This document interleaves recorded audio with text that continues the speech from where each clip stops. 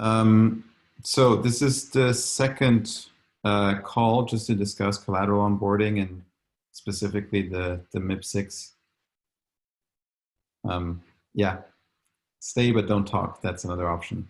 Yeah, this is the second call we're doing for discussing collateral onboarding for MakerDAO.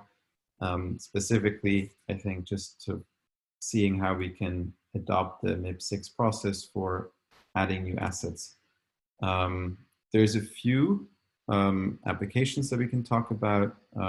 We have the MIPs that have been ratified that we can discuss, and I just wanted to ask if there's anything else that people have on their minds to discuss. Love to hear. Maybe we can make a quick agenda.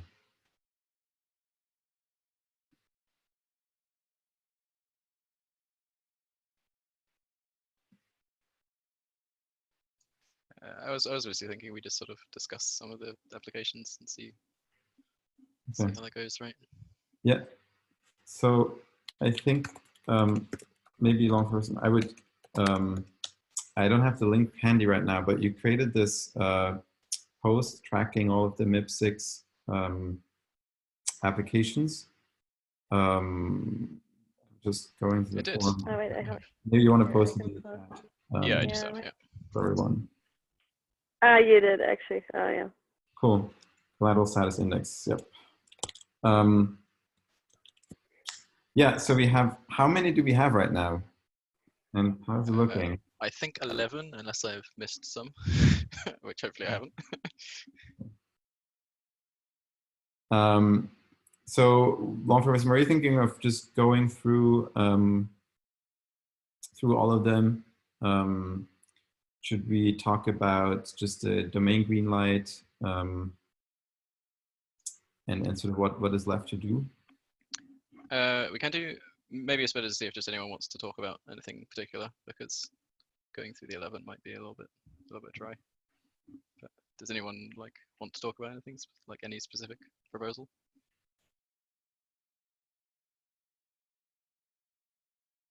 There's one kind of chat.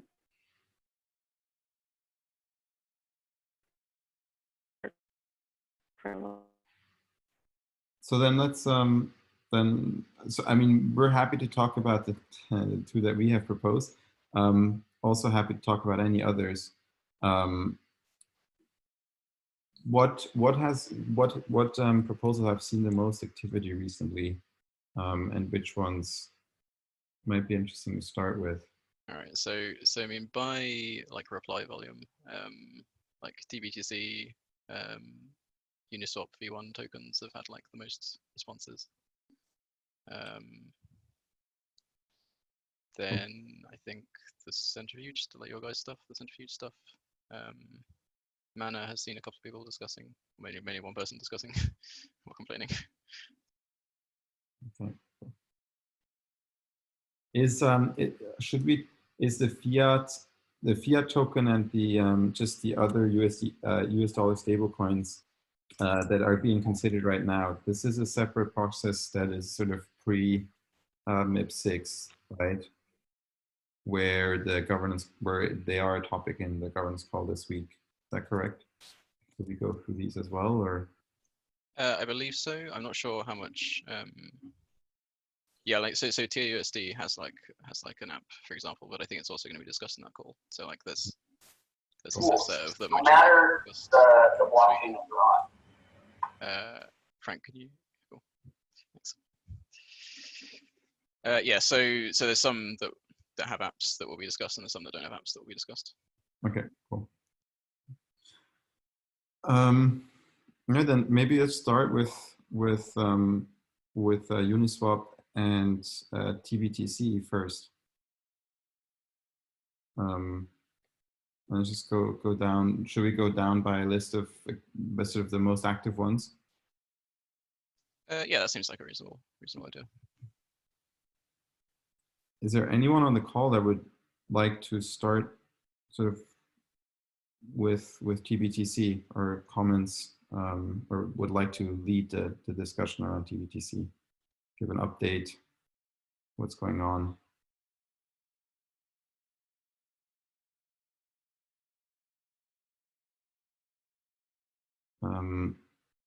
Do you, long person, would you like to, do you, or have you been staying up to date on the thread and sort of the process in general?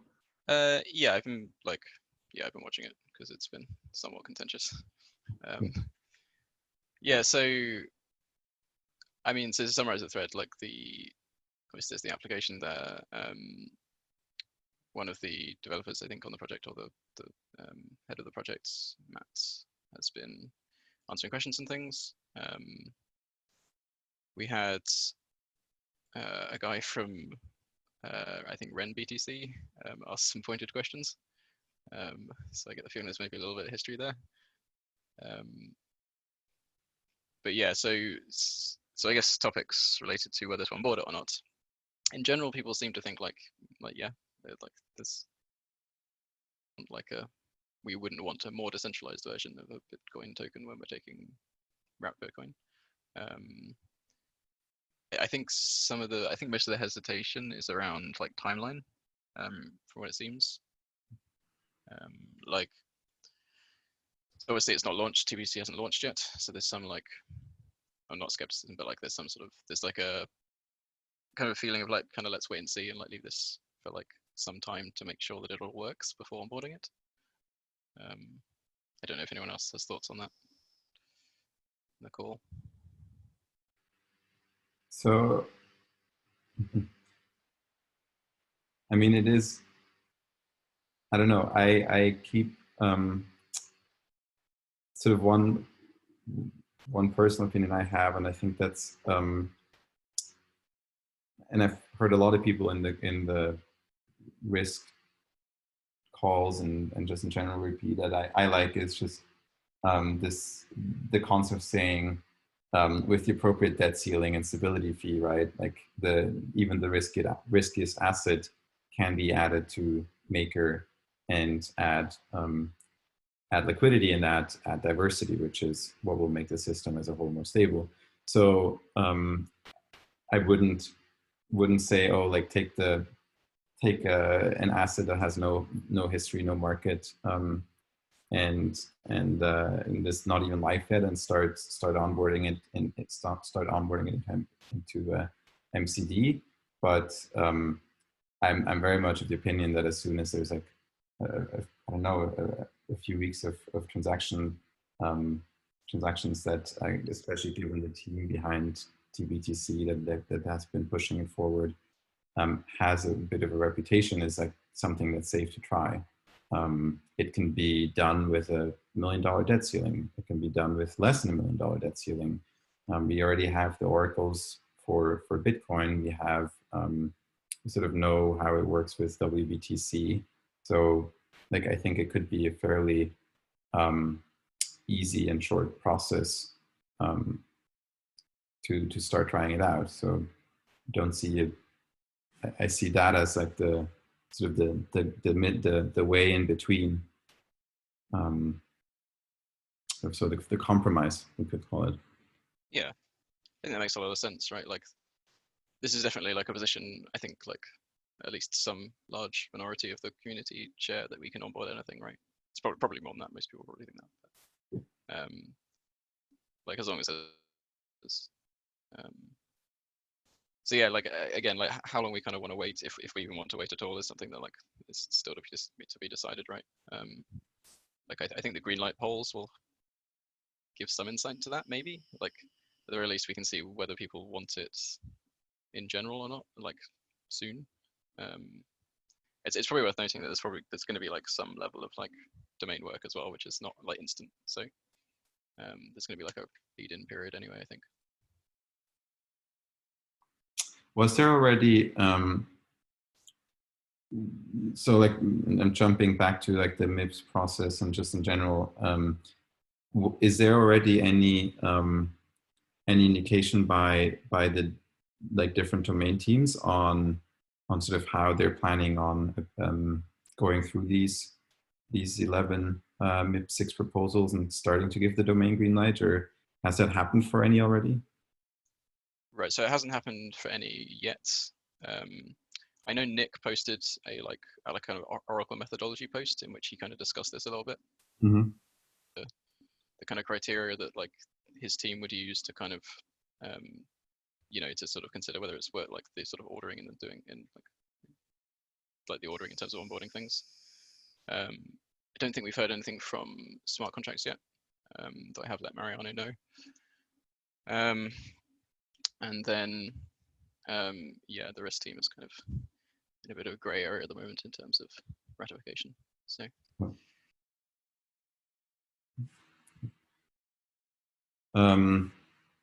So coming back to TBTC, but I guess then is there are there any like large unanswered questions besides the debate of how soon something like that should be added? I'm not sure. Like again, the guy from Ren seemed to have some nebulous concerns, but I don't think he actually. Yeah, I'm not sure he actually shared.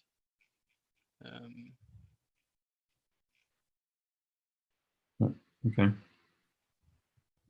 That's not WJ elements, right? No, not him. I think it was Anton something. Yeah, Lebedev AP. Ah, okay.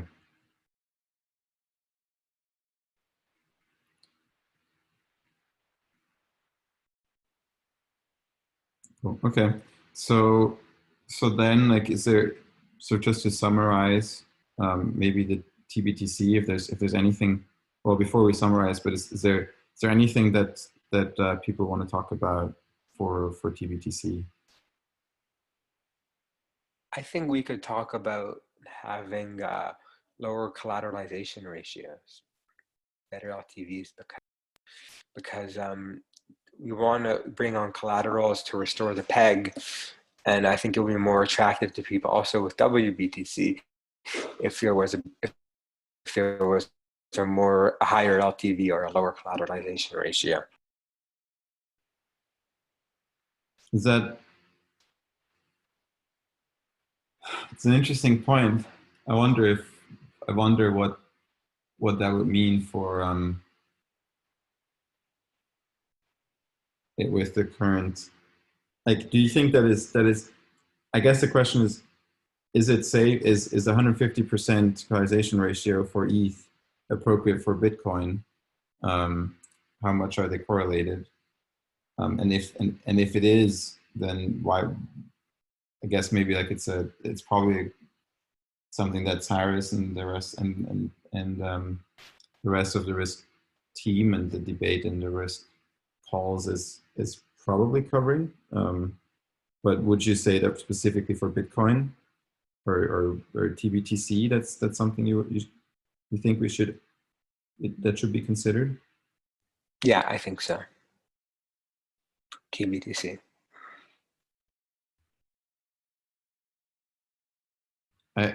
So yeah, so I mean, based on the kind of risk models that admittedly we haven't really put into practice yet, like reducing the ratio would result in like increases in some of the other like risk parameters, right? Like increased fee or what's the other one?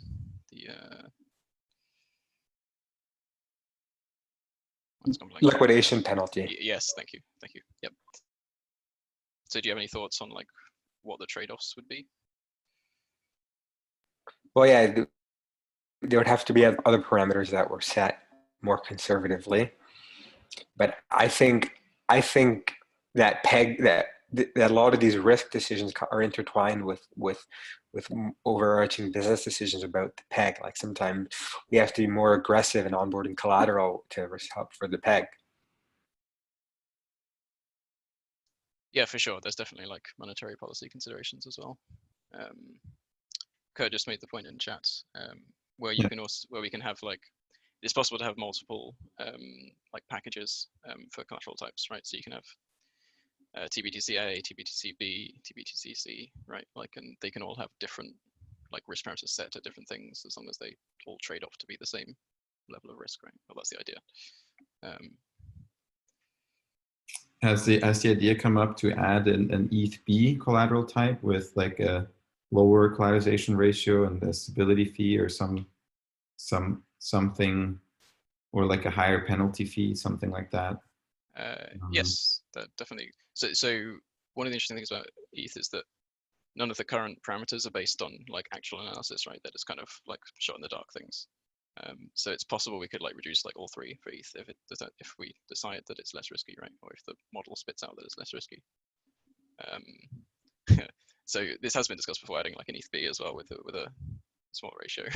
Admittedly, not since Black Thursday, so I don't know whether that's changed anyone's opinions on the merits of that idea or not, of like reducing the ratio.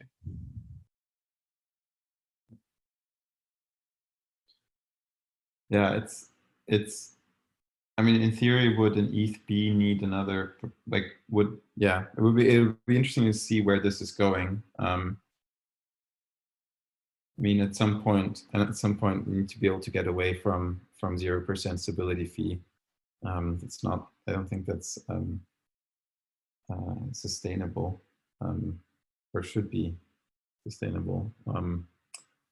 It's, I mean, right now the only well, I guess there's still like there's still revenue for Maker with the penalty, liquidation penalty, but besides that, there's not really a lever anymore that you can sort of use to adjust demand. And I think a lot of people will wake up to ugly surprises if we suddenly need to if it suddenly starts swinging the other way, and you start cranking up the stability fee, right? Like this 0% right now is just it's just too inviting to print money. I think even a non-zero stability fee would help. I think just make people remind that there is something that they are expected to pay for the liquidity at some point. Yeah, but yeah. Well, like in terms of monetary policy, like we'll find out when we put it up to 1, like how much, like how much DAI isn't willing to pay like like 1% versus 0%. Like I think we'll find that like to some extent like it's sticky, right? Like you don't like kind of instantly close your wallet when it goes from like 0 to 1. So like the hope is that just as we increase, it reduces the amount of DAI in circulation, which is kind of the point, right? Like if we only generally want to increase it to reduce DAI supply. So. Yeah. Is so like, okay, so maybe TBTC, like not a lot to update. I should we move on to just talking about the next one, which would be then Uniswap liquidity tokens. Yeah, seems fine. Again, something that I personally am not super up to date on. But who here is could give a quick update or sort of a quick introduction on it? Well, so I made that MIP6 proposal, so I'm probably in a Oh, good you position did? to explain how that works. Yeah, I mean, I guess how much do you know about liquidity tokens? Like Uniswap liquidity tokens? Yeah, I know how they work. You do know what you don't. So. But maybe it's good for repeating for everyone what it is. Yeah, that's fair. All right, so when you deposit an asset in Uniswap, you deposit half of an asset and then half ETH, right? Because all the pools are against ETH. So in exchange for depositing like those assets, you get liquidity tokens back. And those liquidity tokens have value, obviously, because you can exchange them back with the pool to get the assets back. But the value of these tokens increases because of, well, tends to increase due to the liquidity fees that Uniswap provides or gives to people that provide liquidity. But they can tend to like the kind of profits loss exploitation thing can vary depending on the volatility of the assets that you're supplying, right? So if the asset that you're supplying increases in price drastically, then you get something called, what is it? What do they call it? I've forgotten now.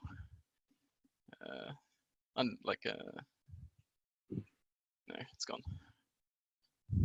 Anyway, so you have, anyways, so the point is that you have this asset that when the two tokens trade against each other are roughly the same level, then you make a reasonable profit. And if they change in price, or the ratio between them changes drastically, since you supplied liquidity tokens, then you lose out some. So the reason liquidity tokens are potentially useful for the protocol is that the situation in which you want to like hold them or leverage up on them is different from the one with like ETH or BTC, right? Like you want to leverage up on ETH if you expect ETH price to rise, whereas you'd want to leverage on liquidity tokens if you expected ETH to sort of trade at roughly the same level, like trading sideways against like the dollar, for example, or DAI, for example, which is why it's potentially worth including, because there's like a different value proposition, I guess.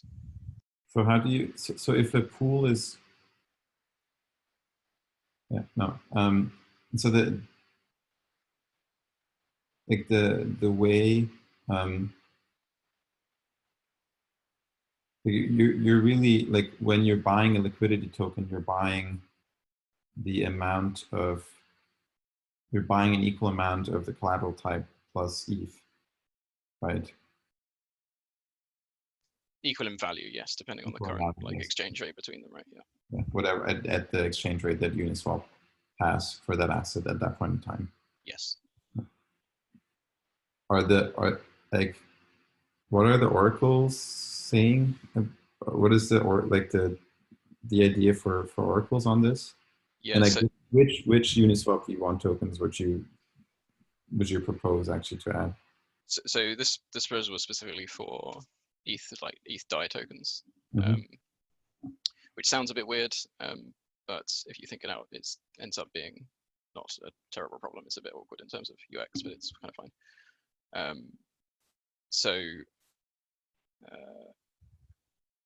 Yeah, so specifically like ETH DAI tokens on Uniswap V1 currently, because V2 is still a bit early. What was the other question? Sorry, I thought you had another one, but I forgot what it was. Yeah, the oracles. Oh yes, yeah, oracles. Yeah, cool. Yeah, so oracles a little bit up in the air for the Uniswap tokens, because while you can rely on like the ETH oracle for like the ETH side and then the token oracle for the token side, you need an oracle that provides like the ratio between these two, which is difficult because that comes directly from on-chain, from like the Uniswap contracts. Relying like solely on on-chain oracle data is a little bit risky. Why would you say that, or why are you concerned about relying on on-chain oracle data? Just because it can be manipulated, right? Like with like flash loans and such. Yeah, so you need like multi-block averages, I guess. Yeah, potentially. Yeah, I think that's the solution. I think Uniswap V2 is going, or is that supports, I think. You can use, you can get, for Uniswap V2, you can get, I think you can even determine the amount of blocks that you want to. Yeah, I read that. Price weighted on, yeah. So yeah, which is, that was cool. Yeah, solves a lot of flash loan problems you have. Yeah, so I think like Nick has mentioned that that's yeah, there's like, it's not sort of super simple to do Uniswap tokens due to the oracle complexities. Okay. Cool. Are there any questions about just Uniswap tokens, and maybe like where's the proposal? What's the status on it besides what you've just mentioned?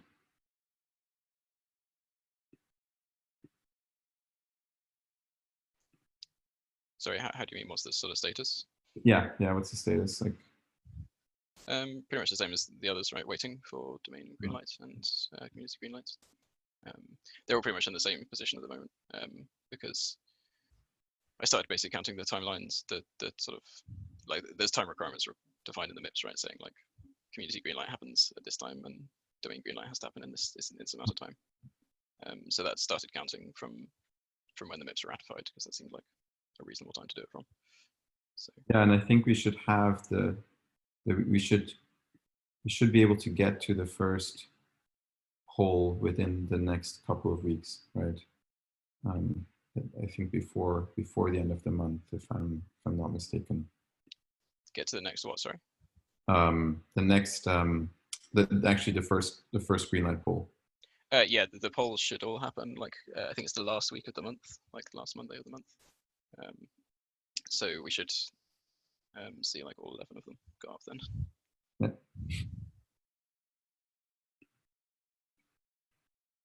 Okay, cool. Yeah, and then I think maybe then if we're sort of, if we want to move on to the next ones, then we could talk about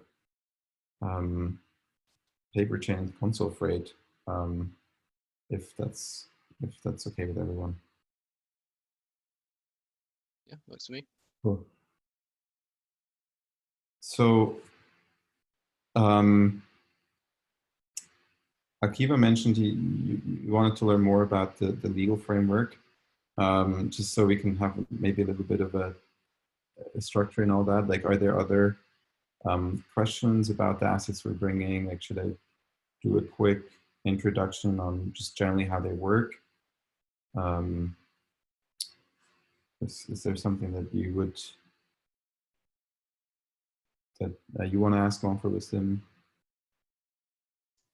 I don't think so. You discussed it. I think you talked about it a little bit last time we had one of these calls, right? Yeah. And I watched you presented a call like on the smart contract structure, or one of your guys did, I think, which was interesting, which I seem to remember mostly.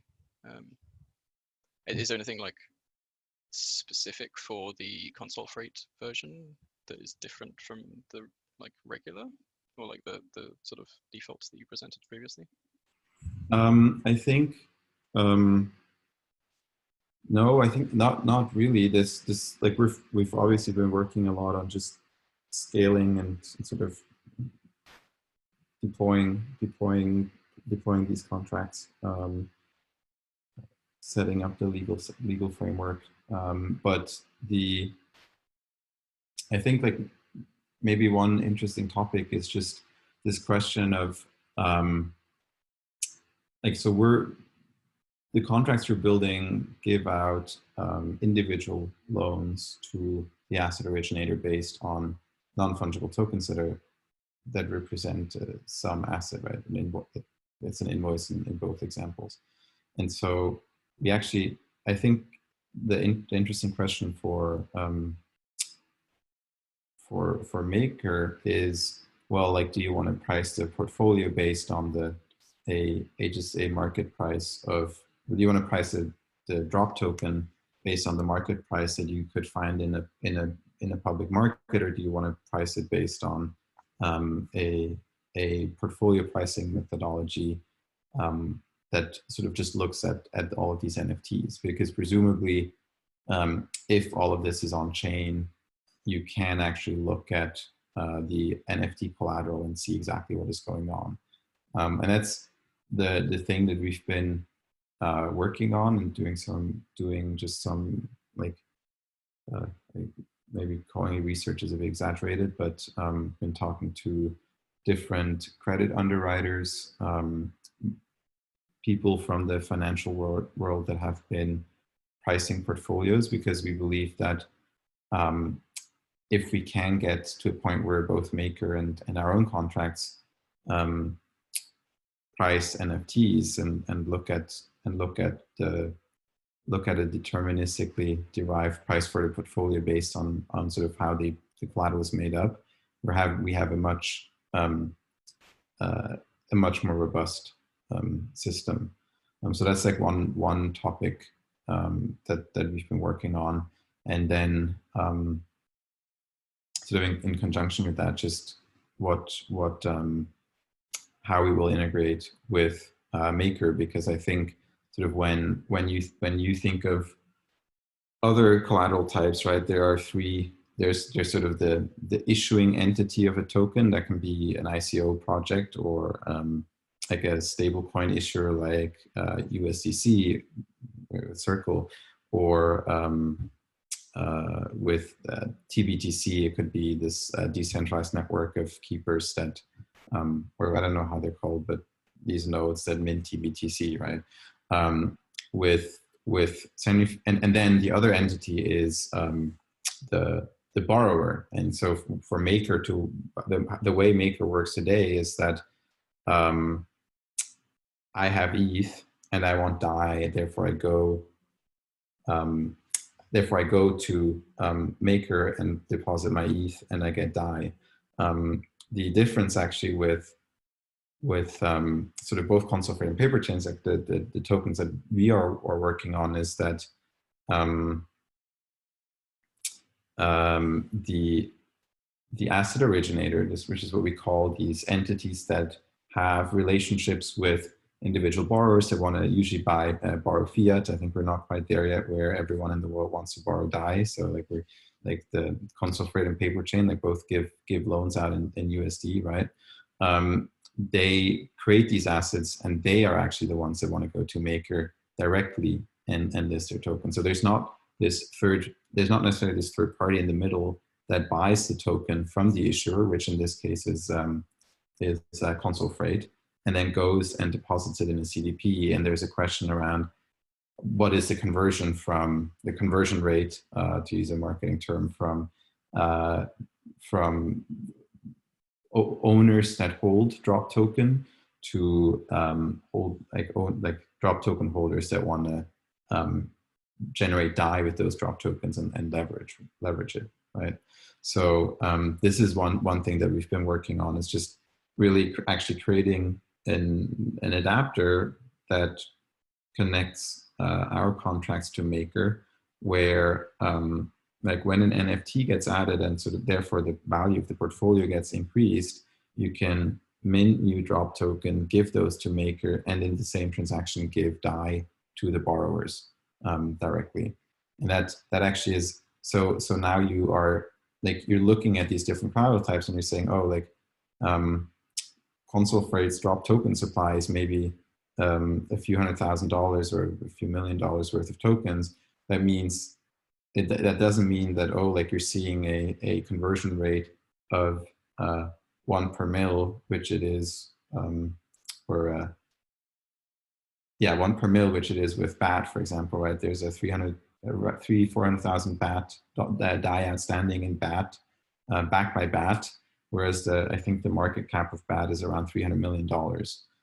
And so the difference, right, between how console freight is planning to use the system and how the collateral BAT is used in the system is that console freight would say, actually, like one of our main avenues of providing getting the liquidity for our loans is Maker. And so like of the loans that they want to originate, they might just say, oh, like we have investors that want to invest and we're going to sell them 50% of the drop supply, and the remaining 50% will go into MCD. And so like even a token that is relatively small can generate a large demand for DAI. And then sort of knowing that, you start to think about how do you make sure that this works with the keeper infrastructure, because now there's not really a super liquid market where you talk about liquidating these tokens in 10 minutes. But on the other hand, also the token itself doesn't change in value as drastically changes in value every 10 minutes, because the underlying invoices, the money moves every day, right? It doesn't even move every second. The financial system in the traditional world still mostly settles at the end of the day and not on a block by block, right? So this is maybe another topic that's interesting to elaborate on. Yeah, I think if Maker is going to pay the same price as all the other investors out there, then there's not much of a reason to use Maker. I think Maker has to pay a higher price, give more DAI for the collateral than any other investor on the market. That will be the reason why I would want to use Maker in the first place. Yeah, Yeah, exactly. Right. Yeah. So I mean, the the promise of Maker is that if you compare Maker to a bank, the bank has the cost of capital, that is the deposit rate, whereas Maker doesn't. Maker has a savings rate, but nothing in between, right? And so instead of having like so based on that, ideally you can go down and outcompete at least what is happening in the financial market, in the traditional lending markets, right? So like you look at console freight and paper chain, like these companies, they can borrow money at a fairly high advance rate, like advance rates of 95% are not uncommon.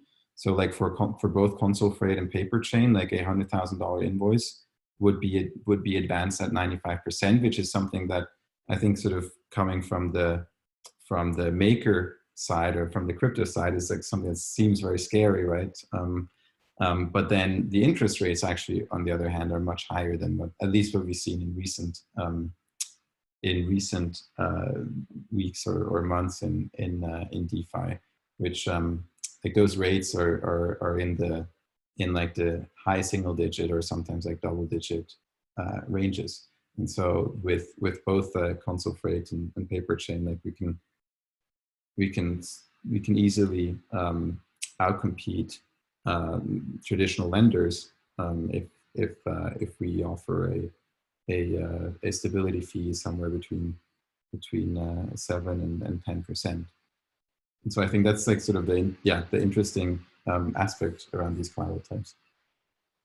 That brings to mind another question that I've sort of had for a while, which is you mentioned like 7 to 10% fee on loans, which makes sense. But previously we've seen the stability fee go higher than that, right?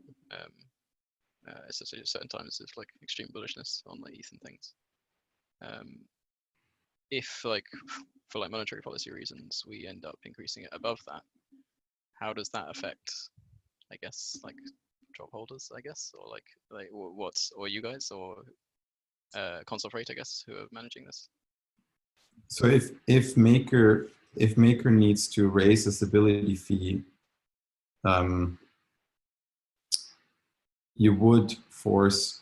So this, like, it's the drop token is backed by a set of loans that yield a certain percentage, and most of the times those borrowers want a fixed rate, right? So like in car loans or factoring, like a lot of these a lot of these instruments, they're not just tied to like whatever the spot rate is on the market. So what would happen if Maker were to decide to increase the stability fee on those loans is that that it would force it into liquidation, because you can, and keepers would have to buy the drop, and you'd have to find someone that is willing to hold those or to buy those, because Right. obviously for Maker it's not profitable anymore. I think I think I've missed something there. Why would it force them into liquidation? I can see why it would force them out of MCD. But it would force not force the individual loans into liquidation. Would force it, so forcing a liquidation or biting the vault or whatever it's called, right? Right, I'm just not sure I understand why that would be. Because so the drop token, let's say the drop token yields 10%, but the stability fee is now 13. Then it's not profitable to use drop as collateral in MCD, right? Because you're losing money. So that's, I mean, I would expect that to result in them exiting MCD, but I don't understand why that would. Yeah. So then the question is, if there are other people in the market that want to buy it, then that's great. Then you can just pull your drop out and sell it to other people. If there isn't, and the market is crashing or something weird is happening, then right, like it would be with the keepers to make sure that they would bid on those tokens.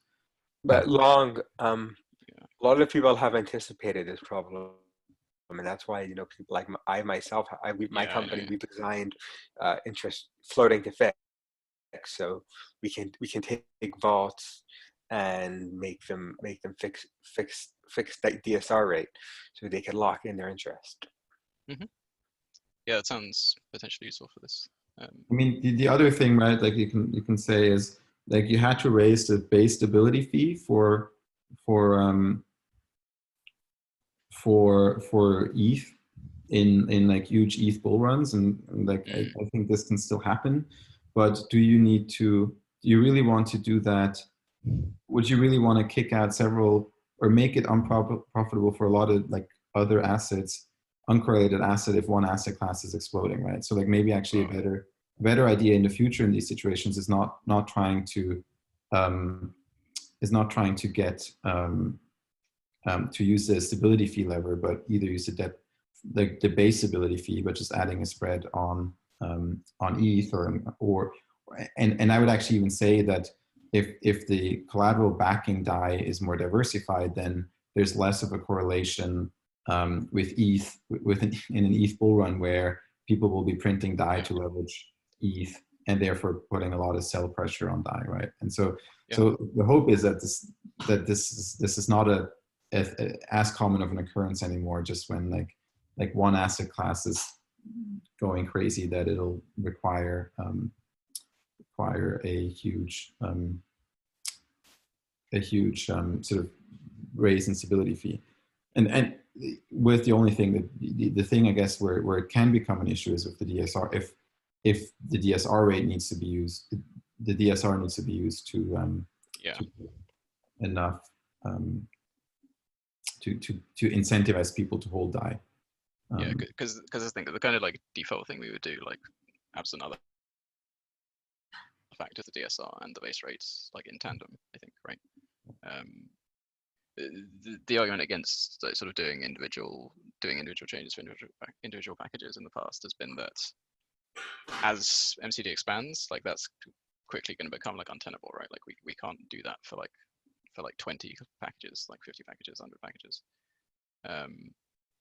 So yeah, in the medium term, that's probably possible.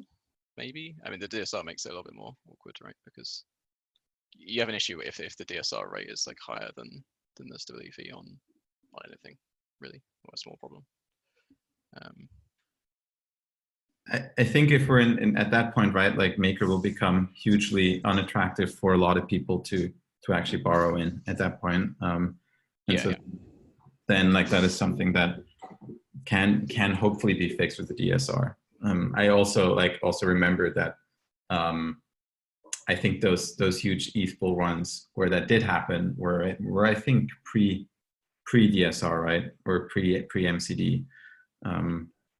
So it'll be I'd be curious to see how that's gonna behave in MCD.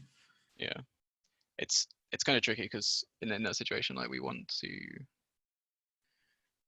to like reduce the DAI supply, right? That's the point of increasing the fees. So if it knocks out like all of the console rate people, then like that's good on one hand, but it's also really bad on the other hand because we then lose the diversification which we want when like ETH starts dropping again. So if ETH were to blow up and the DAI price tanks, then it wouldn't really make sense to penalize any of the other collateral types necessarily, right? I think it's fair to say ETH should be disproportionately penalized through its specific stability fee. And there is an interesting question of, if we have like 50 or 100 collateral types, how do we go about picking and choosing, right? I think there's, for convenience sake, but there's always this expectation that we just change the base rate and just equally penalize every collateral type by like 0.5%, and that should be fine. But I mean, Cyrus, is actually another thing, right? Like if right now, or sort of, if you think of the past ETH bull runs, and even if you were to like broaden the scope to like a crypto bull run that would lead to DAI tanking, you're essentially, if DAI goes to like 98 cents on the dollar because ETH is going through the roof, and you have console freight that has $1 million in debt outstanding that they need to pay back tomorrow, but if they buy it today, they get a 2% discount because they buy the DAI at 98 cents on the dollar instead of $1. That is actually like that can become a measure or a force in the system that will drive the price up, right? Like anyone that is like today or sort of in the last bull runs, like the way Maker was used was to leverage ETH, and so no one wanted to buy DAI. But now if you have a freight forwarder or like a music label that owes money denominated in DAI and the price suddenly goes down, they will say, oh, like actually that money that I owe to Maker, like I'm gonna buy that DAI now, and I will like put. But doesn't that actually argue against you? Because because we're assuming a persistent cheap DAI, right? So if the borrowers can wipe their debts at 98 cents on the dollar, then couldn't that justify a higher stability fee then? Because then the net cost is essentially the same. It could, well. Yeah, but they cannot really trust that will ever happen. You know, that is just an occasion, an opportunity they may use or not, but that is not part of the system that they can speculate the dollar. The DAI. Yeah, like they shouldn't have to speculate on the DAI price. Yeah, I agree completely. And the volatility of the DAI price is probably much higher than the expected vol of the stability fee. It's just a thought experiment, though, that like in the long run, with say at least 50 collateral types, how bad is it really to just change the base rate up and down when the DAI price is out of sync? And is it okay in like small, if it's like, because I could also see if there's 50 collateral types that we won't need to change the base rate by more than 1% or 2%, right? It wouldn't be like the base rate has to go up by 10% across all collateral types, like we saw in the ETH bull run last summer. I agree with you, right? I mean, the thing with adding new collateral types to Maker also means that on the demand side of DAI, you have a new Right. set of users, and you now have uncorrelated like DAI demand. Exactly. Uncorrelated DAI demand can come from the DSR, people just wanting to save, but it can also just come from, for example, a console freight transacting and sort of moving DAI around, where like in right now, right, it was ETH and DAI were used in a cycle, and that just so like we're extremely correlated. The demand for DAI or was inversely correlated with the supply with the demand for ETH, right? And so that, yeah, if you spread it across 50 assets, then I think we'll see a lot more stability in the DAI price coming from that, or the DAI liquidity. I mean, I think sort of by definition, when you add more uncorrelated collateral assets, it's an improved case for the peg. That's sort of the easy argument. The counter side to really consider is like, what does it add in terms of insolvency risk is really the question. That's kind of a trade-off, is adding more demand use cases in exchange for how much insolvency risk and how well can you actually compensate for that and compute that risk. So can you define insolvency risk here? Insolvency for Maker? Well, so yeah, insolvency for Maker, which ultimately means that the collateral value dips below, some appropriate threshold depending on parameters that, potentially would damage the surplus, right? So any amount where you create a moment in time deficit, it doesn't have to be like a global insolvency, but just a local insolvency, so that you're, theoretically reducing the amount of surplus in that moment that would have gone otherwise to MKR holders at the end of the day.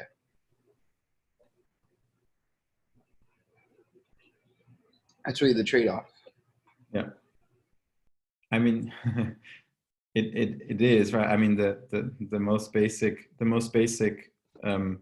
I think question is the insolvency risk higher or lower than the spread on the stability fee?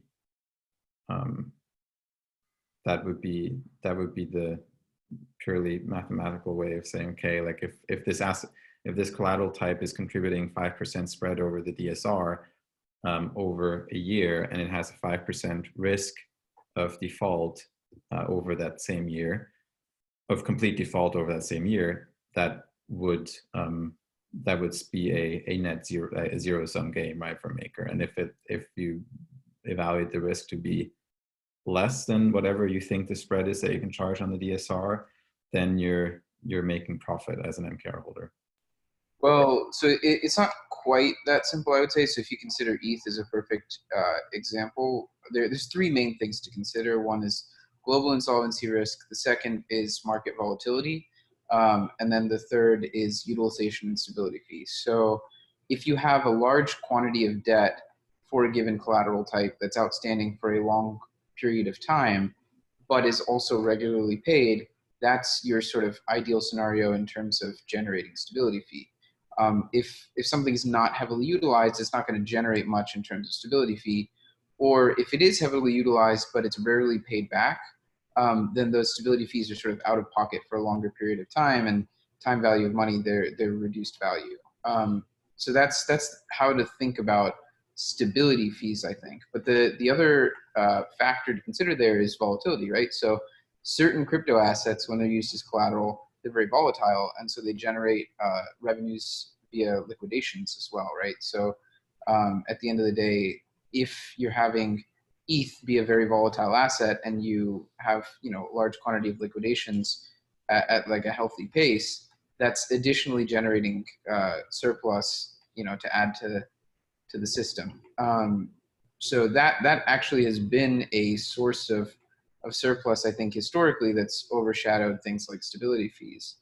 So that's a big part of the equation as well, is when you consider assets that are sort of binary, very stable, very few liquidations until everything goes wrong, and then they generate a bunch of losses. Those are actually potentially, you know, really bad scenarios where they're not generating much surplus until they completely fail, and then they're generating a lot of loss. So I think those are two important separate variables to consider. And then obviously the implicit one there is just like, what's the probability of failure? You know, how do you start to gauge that? You know, where can you collect data on that, or how do you qualitatively assess it? Those are like the three, I think, big pillars of the overall calculation. Maybe I can answer for the first one. So the assets, there's those pool of invoices actually representing is not binary. A single invoice is binary. So a single invoice can be paid in full, partially, or not paid at all. So it's kind of binary if it is paid or not. But a pool of thousands of invoices with hundreds of counterparties, it's not binary anymore. So if this is built in, you know, TIN token protection, a typical asset portfolio, if you look out in the world, factoring is below 1% default rate. So a typical rate is something like 0.4% overall internationally. And then it really strongly depends in what industry you are and how diversified the portfolio is. Even if it raises up to 1%, I think the drop part is anyway completely protected with a 10% TIN for the first projects we are in. But even there, you know, so that is where you can really follow up how many of those defaults happening in a portfolio of invoices. So what are the amount of invoices not paying on time or not being paid back at all, and then you still have enough time actually also to liquidate on a portfolio which has still value. So it's not, you know, 0 or 1. It's really kind of declining like it is every other asset as well. The second one is maybe one for you, Lucas. So I lost track of what the second. What was Shesh? What was your? What was sort of the second point that you mentioned? Maybe it would be interesting to go through those actually. Sure. So I just simply put, sort of on the plus side of the equation is stability fees and liquidations, and then on the minus side of the equation is insolvency risk. So that's like a simple way to think about, I think, collateral assets. And I think, you know, you were just speaking to liquidations.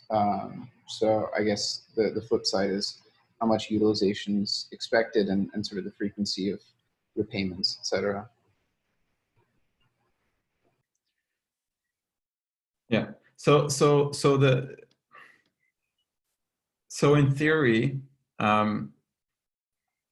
it's actually the frequency of payments and how you generate surplus is an interesting one, because I guess there's nothing in the system that would stop today an ETH mega whale from opening up $100 million CDP and drawing all of the DAI and waiting until and never paying any stability fee, and there's no surplus generated in the meantime at all, right? And sort of so the stability fee is being required by is being generated by people that get close to the collateralization collateralization ratio, and then those needing to pay, or people wanting to exit the system, I guess. So this is actually something that we should probably consider for these kind of assets, where you would want to have some mechanism that ensures that with this asset there is not just that the asset originator, console freight or paper chain in these examples that in the two applications we have right now, that they don't ever increase the amount of drop outstanding and therefore not pay any stability fee in DAI, but just sort of increase the value of the vault to be able to be sort of in over collateralized. But we should have a way that actually there is some DAI being repaid. And I'm not, but that one way that would have to happen, right, is if the debt ceiling was reached. But we haven't thought about other ways that we could sort of make sure that that this doesn't happen, because otherwise, in theory, if the portfolio always grows, then you will never have any stability fee being paid. But that's the thing you're concerned about, Vishesh, right? Wait, I'm not sure if I understood. Yeah, Maybe I don't missed think something, understand but the stability fee accrues every block regardless of if the borrower pays it back or not, right? It just their collateralization ratio increases over time, and until the point they will eventually get liquidated or incentivized to well, I guess they could add more collateral, but the stability fee is still collected in advance of the borrower actually paying it, correct? Well, yeah, I think. And it's paid on the amount of outstanding DAI as well, so it doesn't matter what the value of the tokens are, whether it's high or Yes, low. it's effectively like the debt value outstanding continually grows. That's how the stability fee is now calculated. So ultimately, like if you had a stale sort of debt portfolio, the debt value would continue to grow until such a point that like the fees, if nothing happened in terms of market volatility, the fees would theoretically eventually push it into liquidation. I mean, depends on what the numbers are for liquidation ratios, et cetera. But if you had a 150% collateral requirement and you had a portfolio that was sitting at 160% collateralization, theoretically over time it would just degrade until it hits 150 and then get liquidated. That's Wait, I have a question. If the debt ceiling is hit, can the stability fee still accrue? Because their outstanding DAI debt couldn't increase anymore. Is that correct? Stability fees can still accrue after you hit a debt ceiling. You just can't generate new DAI against that collateral type. But the debt ceiling isn't checked when stability fees are collected. Interesting. So cool. So in this scenario, I guess, Vishesh, right? If I have 100 DAI worth of collateral and the stability fee is 10%, and like what I do every year is just put 10 DAI more of collateral in there, I will actually never generate any revenue for the system until I get liquidated. And that's what and so if that were to happen, and in the event of that liquidation there's a huge default, then that is actually the risk that we were talking about, correct? Oh, so and it's not so much a risk, right? Risk is the insolvency risk. This is just sort of what is the value of an asset like to the system. And if you think about assets that are very stable, that are not changing frequently in price, that are not volatile, in those scenarios, presumably your likelihood of liquidation is very low until you get to a point of insolvency, right? So those are the kind of the more binary kinds of assets. The very volatile assets would sort of regularly trigger small liquidations and sort of generate surplus in that way. So that was my point, is there are different ways of thinking about different kinds of assets, but if an asset is not sort of your traditional ERC20, like very market volatile kind of asset, then theoretically, you know, in order to generate the same kind of surplus to compensate for the potential risk of insolvency, you would potentially need a higher stability fee.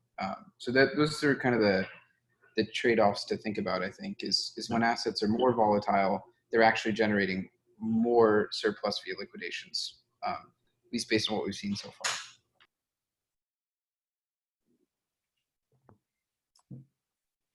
Yeah, I agree. Also, I think those assets like we are presenting here with console freight and paper chain, you do not want to liquidate them. Yeah, that is really kind of the last resort. And even if it is unlikely, it is not generating much, I guess, if that really happens.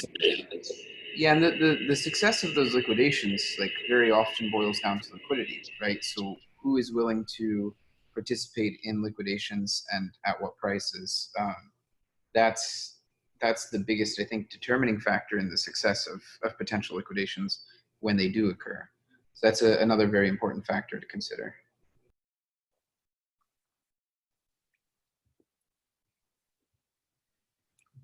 Cool. So we're actually, I just checked the time. We're sort of getting towards the end of the hour, but this is quite interesting. So maybe we just sort of do some closing remarks, or sort of maybe any other questions. I don't want to kill the discussion and go over a little bit.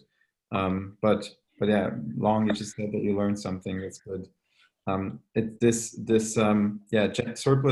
Generating surplus through keeper liquidations is going to be, I think, very different for the kind of assets. I mean, in my ideal world, I will not see a liquidation of any vault for paper chain or drop, because that would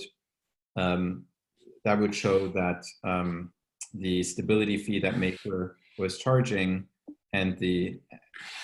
was either too low, or let me rephrase this.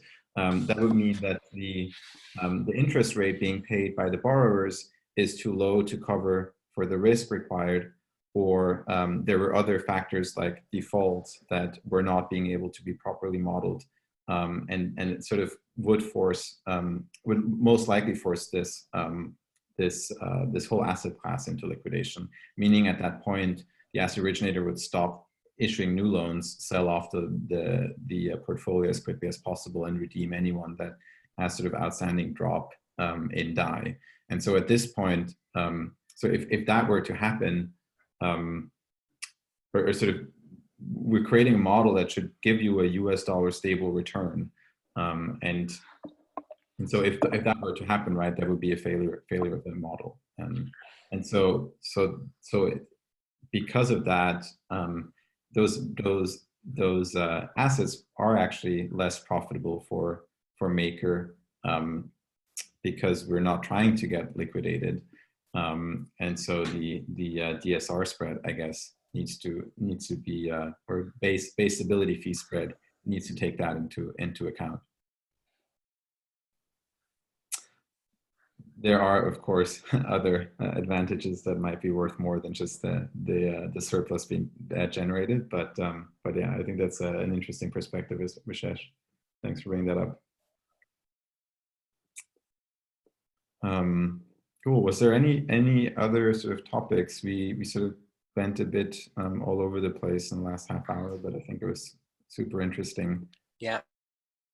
So if Is there a risk of double counting revenue? Because if the NFT in the vault is representing over some claim on revenue, and then at some point the DAI gets paid into the vault from that revenue, then it's been counted twice, because it's been counted as DAI that's paid off the vault, paid off some of the interest, and at the same time it's still in the NFT. So I'm wondering if there's some sort of oracle that checks for when it's been paid off and takes it out of the drop pool. Yeah, this sort of goes a little bit to what I was talking about before, right? We are building we're building a risk model and a model for pricing these individual loans in TinLake, because we need a way to determine what these loans should have as we're not calling it stability fee, we're calling it interest rate, so what interest rate they should have, and what the advance rate should be for these individual assets, right? Because in that portfolio of assets, there will be different ones. There will be high interest, higher default risk, and lower interest, lower default risk assets, and out of that we create this fungible ERC20 token. And so because of that, we have to have a pretty good idea of what the value of this portfolio is at any point in time to sort of calculate what the value of the drop is if we issue new drop, at what prices should be issued and what price it should be initially sold at. And so we can give a pretty good idea of exactly how much the outstanding loan amount is in TinLake of all of the NFTs, how much DAI we expect in revenue in the next revenue, meaning fixed interest payments in the next in the foreseeable future of that entire portfolio, and we can give you like a net asset value reporting of what that portfolio is. And so my goal would be that over the long term, this can be actually fed into Maker's pricing model, which at this point isn't really anymore. It doesn't even need to be called an oracle anymore, because it just reads out what the individual assets are that are in this pool. And so you can go directly on chain and get this information. And where you then have the oracles is actually not on what the drop token is doing, but what all of these different loans are doing. And so you would have to have like a credit scoring agency that would give you information on these different, the actual counterparties that are sort of at the end of all of this, the borrowers. You could have something like an auditing firm that would attest to the legal entity being properly set up, that there's no other liabilities or sort of risk there. You could have a fraud, like some sort of fraud scoring that would give feedback, right? And out of all of that, you can create a risk model for these individual loans. And so that's sort of what we're thinking we can go to long term.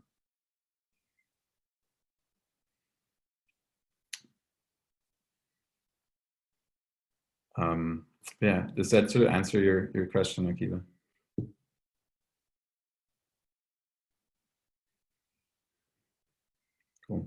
Cool.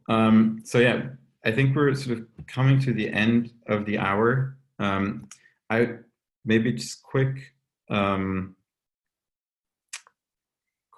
question on the format, topic, timing from participants. This is like the second one we did. We did one where I think 2 weeks ago, where Rune and Charles gave a bit of an introduction on just the MIPS process in general. Today we talked about a few of the collateral types.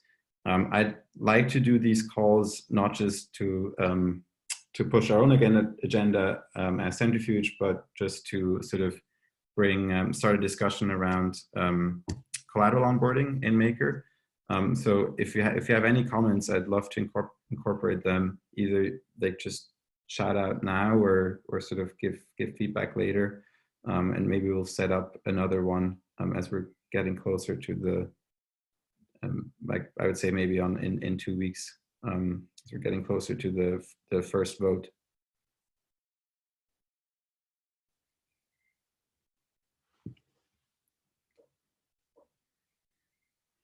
Cool. Yeah, I'll post a recording of this. Please feedback on content, on next topics. Anyone that wants to present something or speak, we'll set one up in 2 weeks and we'll post it on the forums. Thanks everyone for coming and for the discussion. So it was good. Thanks, Okay. Lucas. Thanks, everybody. Yeah, Appreciate it. thank you. Bye.